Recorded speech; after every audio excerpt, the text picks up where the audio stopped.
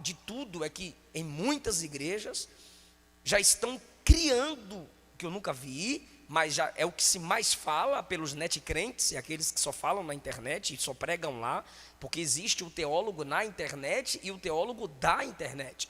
Existe o pastor na internet e o pastor da internet. E os homens com vários tipos de teorias que se chamam de teologia, fazendo com que as pessoas olhem simplesmente para dentro de si mesmas, e assim com suas sabedorias, conhecimentos e misturas de filosofias humanas, não abrem mais as escrituras.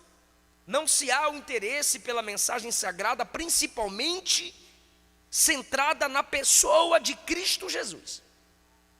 E muitas igrejas, através de falsos ministros e alguns pastores, no afã de encher a sua igreja de pessoas vazias de Deus, pois não se aprofundam na riqueza da palavra, abrem o espaço para esse tipo de gente, que às vezes tem muita fama, mas nenhum conteúdo, não tem nenhum compromisso com a igreja local, não tem cheiro de ovelha, e se alimenta dos conhecimentos humanos e terrenais, e um dos exemplos é o coach na tribuna pregando para uma igreja salva por Cristo, e tal coach nunca ministra para a igreja a mensagem da salvação.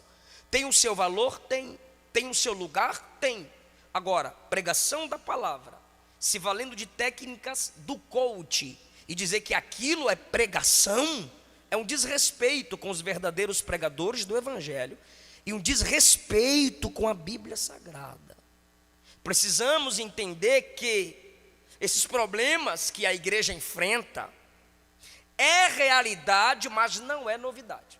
O resgate da tradição judaica para os cultos, eu sei que vocês já viram, e eu até evito pregar em certas igrejas, e quando eu prego, pode ter certeza, eu chamo o líder, eu faço perguntas ao pastor. Teve igreja que eu vi, essa eu não estive pregando, o cabra estava no púlpito, vestido como Moisés, com um cajado na mão. O mar vai se abrir aqui hoje. Numa outra igreja que eu preguei, não vou citar aqui o local, porque qualquer coisa fazem polêmica, eu estou aqui pregando, e de repente do meu lado, quando a igreja dava glória a Deus, o irmão tocou o chofar, poró. Falei, Jesus voltou e eu fiquei. Olhei para a direita, era o irmão tocando chofar.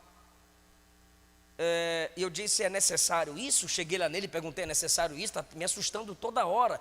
Ele disse, é o nosso estilo, o povo de Deus tinha chofar.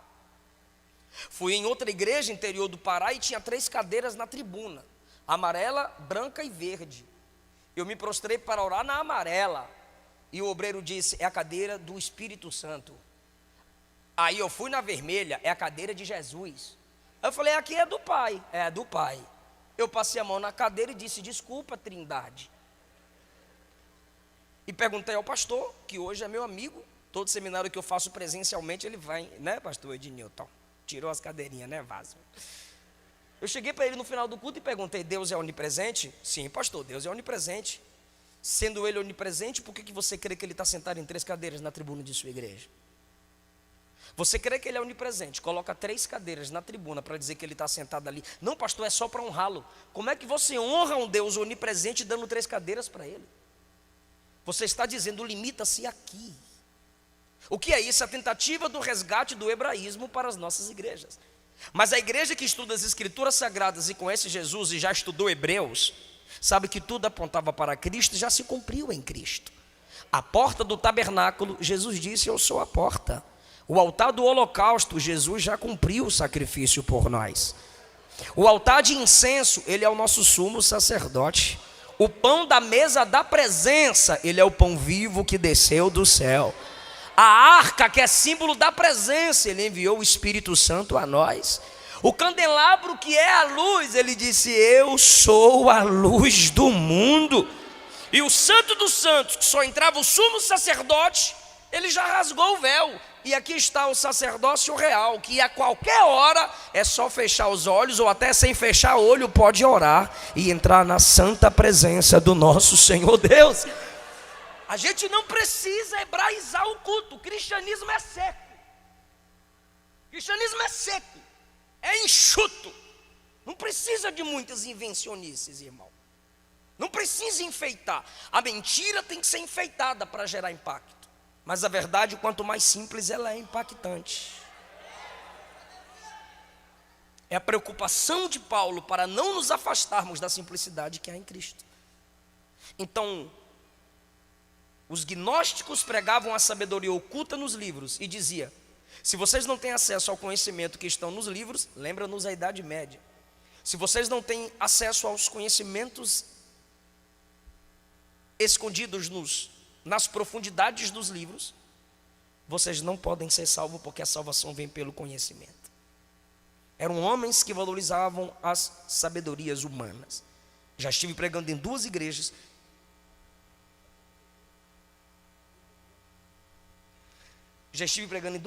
Pastor Binaí, que no final da mensagem, enquanto o pastor presidente me levava para o hotel, ele disse: você prega demais, mas você tem que estudar mais humanas, para fazer o povo sentir, arrepiar.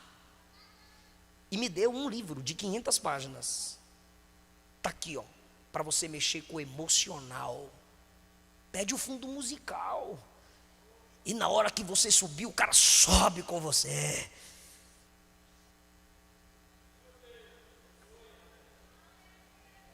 E tem técnicas para que eu mexa com a sua emoção, te fazendo desprezar a razão. Essa é a preocupação de Paulo. Vou entrar no texto agora. A igreja era atacada pela tentativa do resgate do sistema judaico, pelo misticismo. É muito anjo, é muito fogo. Miguel está aqui, Miguel está ali. A irmã sonhou com um anjo louro dos olhos azul, diz que é o anjo. Eu estou vendo o anjo. E a gente tem que dar glória. E se você não der glória, você é frio, você é morto. Estão tentando impor e estão chamando isso de pentecostalismo. Não é. Não é. Se esse for o pentecostalismo, a gente não é bíblico. O que isso gera em Paulo, que faz Paulo lembrar a igreja a sua identidade? 30 minutos eu encerro. Versículo 1. Eu quero que vocês saibam quão grande combate tenho por vós. Paulo está dizendo: essas heresias, esses falsos pregadores me tornam pastor guerreiro. Deus sabe das batalhas nos corações de nossos líderes. Deus sabe dos combates nos corações de cada pastor que se esforça para que sua igreja se desenvolva na doutrina bíblica. Que tipo de combate Paulo está falando? Primeiro, um combate na oração, pois ele está distante dos irmãos. Ele diz: eu tenho combate por vós, pelos que estão em Laodiceia, outra igreja com a qual ele se preocupa, e por todos que não viram o meu rosto em carne. Ele está dizendo: eu tenho igrejas plantadas, tenho discípulos que nunca me viram pessoalmente, e eu estou preso aqui em Roma, doidinho para estar pessoalmente aí, para encarar esses falsos mestres cara a cara. Esse é o combate que eu tenho. Eu estou agoniado aqui, trancado. Daqui a pouco minha cabeça rola. Só que mesmo debaixo de ameaça de Nero, eu estou agoniado. A expressão combate aqui é agonia. Eu estou agoniado de não estar aí ensinando vocês. Eu estou agoniado de não estar aí falando cara a cara com esses hereges. Eu quero combater contra eles. Mas como eu não posso combater contra eles na pregação, eu estou combatendo por vocês em oração. Irmão, qualquer distância é encurtada pelo poder da oração. Porque eu perto eu faço, agora eu orando não há nada longe do Deus que é onipresente, Ele faz. Então Paulo, o combate de Paulo aqui é a intercessão. Como é que nós combatemos com e pelos nossos irmãos? Orando. Perceba que Paulo escreve o conteúdo, mas intercede. Paulo exorta a igreja como profeta, mas intercede por ela como sacerdote. Deus não usa na autoridade de profeta quem não tem um coração de sacerdote. O mesmo Paulo que escreve para teologizar é o Paulo que intercede para que a igreja não fracasse. Esse combate, essa agonia é na intercessão. É uma lição para mim como pregador e pastor.